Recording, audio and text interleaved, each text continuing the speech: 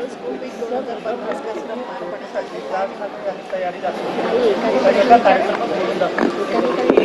काय प्रश्न होता सर? आज एंडोस्कोपिक कार्यक्रम पार पडला आणि त्याच दरम्यान एक पुरस्कार सोहळा जो आहे तो पार पडलेला आहे. एक अतिशय महत्त्वाची कॉन्फरन्स 22 मुंबई लाईव्ह एंडोस्कोपी 2025 ही या ठिकाणी झालेली आहे.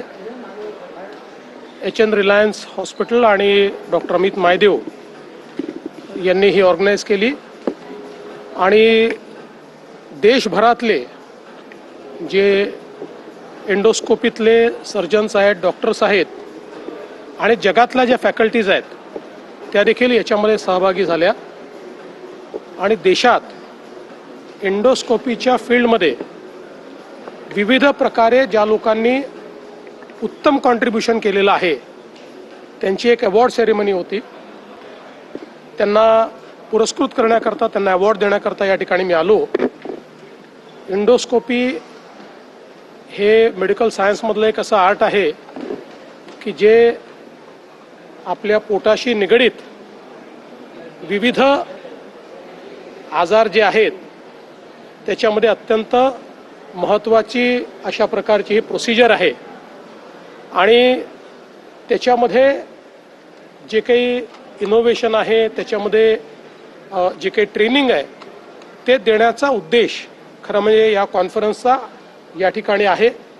आज देशामध्ये 7,000च्या वर जे एंडोस्कोपी परफॉर्म करणारे डॉक्टर्स आहेत त्यांची संख्या अजून वाढली पाहिजे या दृष्टीने देखील या कॉन्फरन्सच्या माध्यमातून एक प्रयत्न केला जातो जो मला असं वाटतं की सामान्य माणसाला आणि शेवटच्या माणसाला उत्तम आरोग्य मिळण्याच्या दृष्टीने अत्यंत महत्त्वाचं आहे आणि म्हणून या उपक्रमाचं मी मनापासून स्वागत करतो. सर, मराठी भाषेच्या मुद्द्यावरून दोन्ही ठाकरे बंधू एकत्र येण्याची शक्यता आहे, कारण का राज ठाकरेंनी एका मुलाखतीमध्ये म्हटले की आमच्यामधले वाद किरकोळ आहेत, तर उद्धव ठाकरे देखील त्याला सकारात्मक भूमिका दिली आहे. दोघेही भाऊ एकत्र येण्याची शक्यता दिसून येते. बघा, जर दोघेही एकत्र आले तर आम्हाला आनंदच आहे. कोणीही आपल्यातले मतभेद विसरून एकत्रित येत असतील तर याच्यामध्ये काही वाईट वाटण्याचं कारण नाही. फक्त मला असं वाटतं की जो आमचे माध्यमं आहेत ते जरा जास्त त्याच्यावर विचार करतात. जास्त मला असं वाटतं की ज्याला to read between the lines म्हणतो ते तुम्ही अधिक करताय. त्याच्यामुळे वाट बघा, आले तर उत्तम आहे, आम्ही स्वागत करू. पण उद्धव ठाकरेंनी काही अटी